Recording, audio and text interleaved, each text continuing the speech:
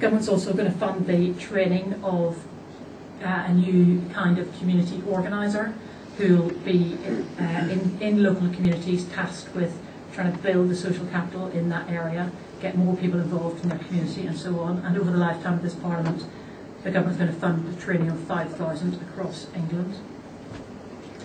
Then fourthly, devolution to local areas, so radical devolution of power from central to local government and beyond that to neighbourhoods. And you might have heard about the vanguard areas in Eden Valley, Windsor and Maidenhead, Sutton and Liverpool, which are areas who are, I suppose, leading the way in making requests of government of how they want government to step back, they want government to remove some of the rules around funding or regulations or whatever it is, in order to enable them to take decisions locally about what happens in their area. So those four vanguards, Eden Valley, Windsor, Maidenhead, Sutton and Liverpool, are, I suppose, they're leading the way, they're challenging the government, and as a result of those challenges, hopefully there'll be new flexibilities which can be spread to other areas as well.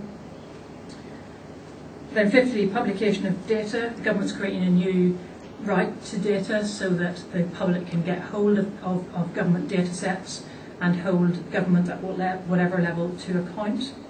So for example, the Home Office is going to be publishing local crime statistics, which will enable people to see what's happening in their local area and then challenge the providers of services about why performance is poorer in some areas than in others. And then finally, building capacity. So I mentioned community organisers who will be tasked with building up social capital in areas and getting people involved in their communities. Government's also going to be establishing a big society bank using funding from dormant bank accounts to lever in new capital for social enterprises. We hope that that bank will be established by the spring of 2011. So that's some ideas of it, or some background on what the government's contribution to this vision is. So I've spoken a lot about the big society vision, and I want to say something just in the last few minutes about what the government's view of what is the government's view of its relationship with the voluntary community sector and social enterprises. So I think it's fair to say the government wants to make clear that it sees its relationship having changed from what how the previous administration related to the voluntary community sector and social enterprises. And just a few weeks ago, on the 14th of October, the government published this document, Building a Stronger Civil Society, which is a strategy document setting out the government's approach to the VCS and social enterprises. So do have a look at that document if you haven't seen it already. It's very, very short, so it shouldn't take long to read it. It's about, I think, about 10 pages, and it's available on the Cabinet Office website. It was published on the 14th of October, so it should be, it'll just appear in recent publications.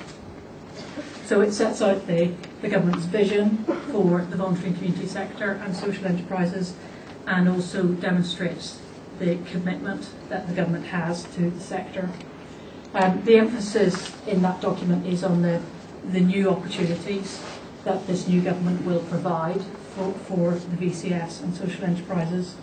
So, for example, it talks about the key role that local organisations have in enabling communities to determine what happens locally. So this whole idea of community empowerment is often facilitated, made happen by VCS organisations. This document talks about VCS organisations getting more involved in public service delivery, which I've mentioned before, so reforms to commissioning, so there are many more opportunities for VCS organisations and social enterprises to bid to deliver public services.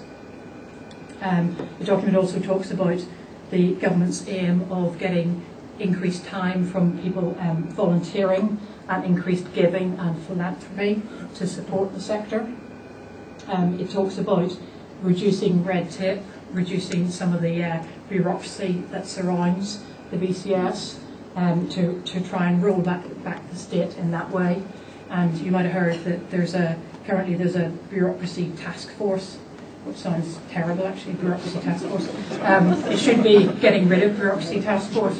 Bureaucracy task force headed by Lord Hodgson to look at specific ways in which the BCS is burdened by red tape at the minute, and to identify those ways and basically try to remove them as far as possible. So that would be a great thing for you to submit evidence to if you are interested. If there's things that are driving you mad or have been making your life difficult for years, then it'd be really good to highlight those to that task force. And then fifthly, the document talks about improved access to finance for the voluntary and community sector and social enterprises, for example, through the Big Society Bank.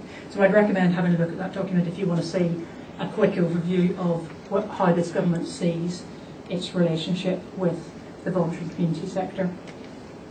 I think also really important to say that the government recognises the current financial challenges facing the sector.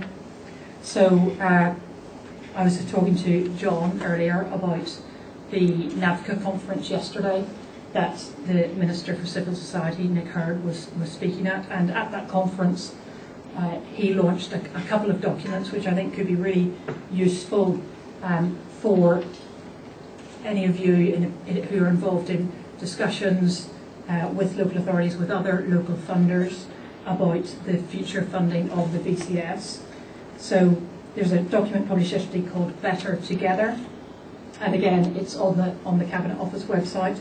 It's called Better Together, and it's again a short document giving some good practice principles and case studies of how to make the best of a difficult financial situation. I think we all recognise that we're in really tough financial times. The country as a whole has to address the size of the deficit, and there is that is a shared burden, and there is pain everywhere for any organisation that's receiving statutory funding.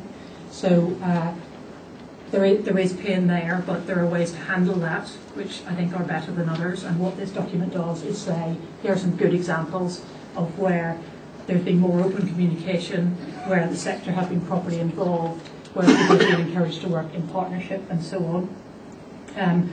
Worth saying, just in passing on that the Prime Minister himself has said to local authorities and other public bodies, he has urged them not just to do the easy thing and cut funding for the BCS. So that the Prime Minister himself has said that is a priority. So he is urging public bodies to look seriously at their funding situation and not just take the easy route and cut funding for organisations where in the voluntary and community sector. So have a look at Better Together, and Better Together also references a data document about the sector's exposure to public funding cuts, which I think is a useful source of information to inform discussions that you might be having with local authorities or other funders about the particular issues and vulnerabilities of the sector. Other things that the Cabinet Office, the Office for Civil Society is doing, we're working with the Local Government Association on local events, again about handling cuts as effectively and as well as possible. And we're also reviewing and refreshing the compact and hope to publish a new shorter, more accessible, more enforceable compact towards the end of this month. And then just the final thing to mention is this new transition fund, which was announced in the spending reviews a few weeks ago. So the transition fund has been set up in recognition that voluntary and community sector organisations are facing really tough times. There are opportunities coming up in the future on the horizon, for example, through increased opportunities to deliver public services. But the transition fund is saying we recognise people are facing real problems right now, and so it is £100 million of new money in this year and next year. So 10 million of it is this year, 90 million of it is in 2011-12. And we are at the minute in the Office for Civil Society developing the criteria for what the eligibility criteria will be for that fund, and we'll be releasing that as soon as we can. Obviously there's an urgency given that there's funding for this year, so we need to get that out there as soon as possible. And to give you some headlines, it'll be available to organisations who have a turnover of between £50,000 and £10 million. So it's kind of medium size, so it's not very small and it's not very large, so between 50k and 10 million. It's aimed at those organisations who are at risk of losing statutory funding. So it's not aimed at all organisations, it's aimed specifically at organisations who are going to suffer from public sector funding cuts. And its whole purpose is to help organisations prepare for change, so prepare to be able to play a full part in the big society vision. So it's not just money, it's not just kind of a bung of money given to any organisation. It is all about focusing on helping organisations to change in whatever ways they need to. So that's the Transition Fund, and the criteria for that will be available soon. There's an email address on the bottom of the slide, so transitionfund@cabinetoffice.gsi.gov.uk, where you can register your interest if you want to be kept up to date with information about that fund. Okay, so what does all this mean for you? So, the whole purpose of today is to think about the big society vision in this region. So this is just some very, very quick thoughts on the sort of things you might think about today. And I'd really welcome your thoughts and your responses during the questions session a bit later. So for central and local government, big society seems to be all about the evolution to more local levels. It's about us all asking ourselves, why are we doing this? In central government in my case, or in local government in many of your cases, why are we doing this? Why can we not devolve it to a more local level? It's about increased transparency about what we're doing, how we're spending our money, for example, what outcomes we're achieving with that money. It's about being more open and innovative in our approaches to commissioning and public service delivery. It's about giving more responsibility to employees to take decisions on delivery. Those are just some ideas. I think it's up to all of us to kind of look through the lens of big society at what we're doing and ask ourselves the question, how can we be reflecting these themes and principles? So I'm not being prescriptive in making these suggestions, but you need to think about how the themes might apply in your case. Then for voluntary and community sector organisations and social enterprises, so big society should mean many more opportunities to get involved in public service delivery.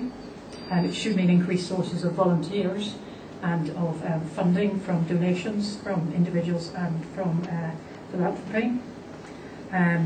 It should mean potential for finance from the Big Society Bank and also other sources of finance for example, training of community organisers in areas of low social capital. The private sector, I'm not sure if there's anybody here from the private sector, but I think this is an area we haven't explored a great deal so far. But I think there's a huge role for the private sector to play in the big society as active corporate citizens. So, thinking about better linkages between businesses and local VCS organisations, perhaps particularly at the minute when VCS organisations are struggling. Perhaps local businesses can give some professional service support to help them transition. So I think that's an area we need to explore more. And then finally as individual citizens, it's about us, I guess, outside of our work context, perhaps giving our time, giving our energy, giving our money, being concerned about our neighbourhoods, holding services to account, and so on. So I hope that's given you an overview of the big society vision and put some flesh on the bones. I'm really looking forward to being around for the rest of the morning. I'm here until about, I think, till just after lunchtime. So please do come and chat to me and look forward to hearing your questions in the session coming up. Thanks very much.